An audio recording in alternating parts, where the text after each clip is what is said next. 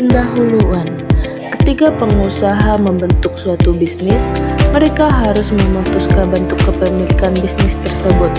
Di sini terdapat 3 bentuk dasar kepemilikan bisnis, yaitu yang pertama, kepemilikan perorangan, yang kedua, persekutuan, dan yang ketiga, perseroan terbatas.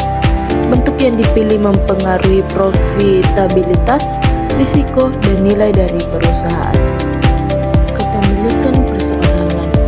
Sole proprietorship adalah bisnis yang dimiliki oleh seorang pemilik. Pemiliknya disebut pemilik tunggal. Pemilik tunggal dapat memperoleh pinjaman dari kreditor untuk membantu mendanai operasi perusahaan. Tetapi pinjaman tersebut bukan merupakan cerminan kepemilikan dan hanya membayar kewajibannya saja, tanpa membagi keuntungan bisnis dengan kreditor. Contoh, restoran lokal, tukang cukur, dan toko pakaian lokal.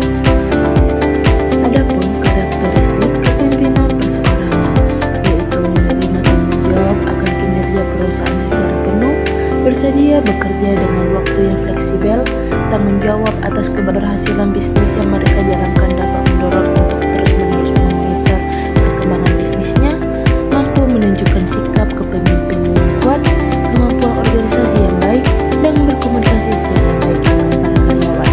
Adapun yang terakhir yaitu memiliki pengalaman kerja di pasaran yang sedang mereka geluti. Keuntungan kepemilikan perseorangan. Yang pertama, seluruh keuntungan akan diterima oleh pemilik tunggal. Yang kedua, organisasi yang mudah atau mudah didirikan. Yang ketiga, pengendalian penuh atau pengelolaan fleksibel dan bebas. Yang keempat, modal usaha kecil. Yang lima, pajak yang lebih rendah. Dan yang keenam, kerahasiaan usaha terjamin. Kerugian kepemilikan perseorangan. Yang pertama, pemilik tunggal menanggung seluruh kerugian. Yang kedua, kewajiban yang tidak terbatas.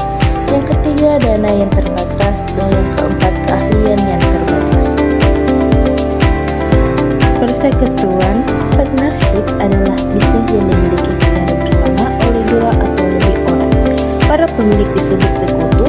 Para pemilik perlu mendaftarkan persekutuan mereka ke negara bagian dan mungkin juga perlu mengajukan izin kerja. Perusahaan ini dibedakan menjadi 2 bentuk, yaitu perkongsian umum dan terbatas. Perkongsian umum adalah jenis usaha bersama di mana setiap fungsinya secara aktif turut menjalankan kegiatan usaha dan sepenuhnya bertanggung jawab kepada hutan dan tanggung jawab lainnya. Perkongsian terbatas adalah usaha milik beberapa orang, akan tetapi hanya seorang atau sebagian kondisi saja yang bertindak sebagai general partner. Keuntungan persekutuan. Yang pertama, tambahan pendanaan.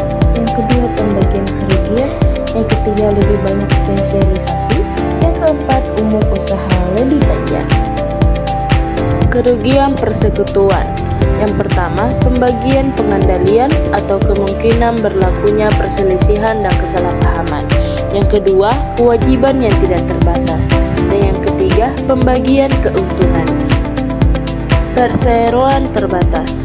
Corporation adalah suatu entitas yang tercatat di sebuah negara bagian dan membayar pajak serta secara hukum dapat dibedakan dari para pemiliknya.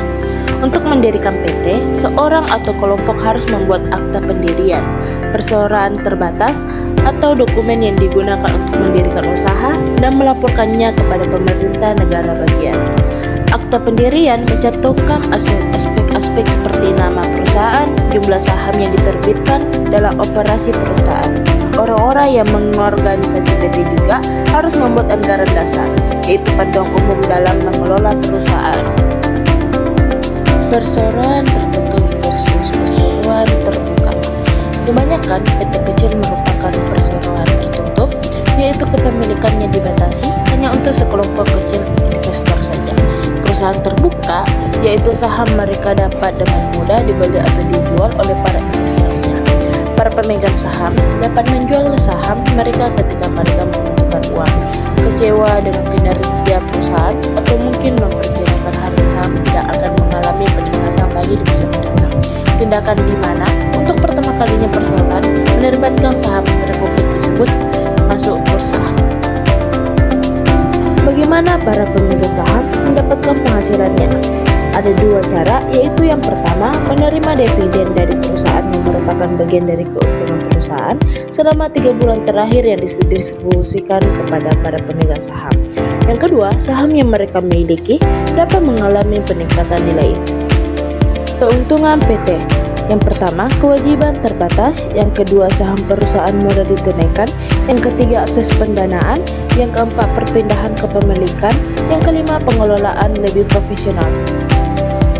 Kerugian PT. Pendiri yang lebih kompleks, biaya organisasi yang tinggi, mengungkapkan keuangan, masalah perwakilan, panik yang tinggi, sukar merahasiakan kegiatan perusahaan, dan dapat mengurangi motivasi. Beberapa badan usaha lain. Yang pertama, badan usaha milik negara, terbagi dua, yaitu perusahaan yang dimiliki oleh pemerintah pusat. Yang kedua, perusahaan yang didirikan oleh pemerintah pusat, antara lain Perjang, Perum, perusahaan perseroan terbatas milik negara, koperasi. Perusahaan multinasional adalah suatu perusahaan besar yang biasanya berkembang di salah satu negara maju, yang mengembangkan anak perusahaan di berbagai negara lain. Cirinya, beroperasi di berbagai negara, pada umumnya dikembangkan sebagai PT, tetapi selama ini dimiliki oleh perusahaan induk. Saham tidak dijual di pasar lokal. Kebijakan operasi perusahaan diambil oleh perusahaan induk. Memperoleh kepemilikan atas bisnis yang sudah berjalan, mengambil alih kepemilikan sebuah bisnis keluarga, membeli bisnis yang sudah berjalan, dan waralaba. Keterangan mengambil alih. Jika sebelumnya bisnis tersebut cukup berhasil, maka fungsi utama pemilik baru hanya tinggal memastikan bahwa operasi yang sudah ada tetap berjalan dengan efisien. Alternatifnya, jika bisnis tersebut mengalami kinerja yang buruk, maka pemilik baru harus mengubah kejadian manajemen, kebijakan pemasaran, dan kebijakan keuangan. Keterangan membeli bisnis yang sudah berjalan harus mempertimbangkan apakah memiliki cukup keahlian untuk menjagakan bisnis tersebut atau minimal mengawasi manajer-manajernya secara baik, harus membandingkan ekspektasi keuntungan bisnis tersebut dengan biaya awal yang dibutuhkan untuk membelinya.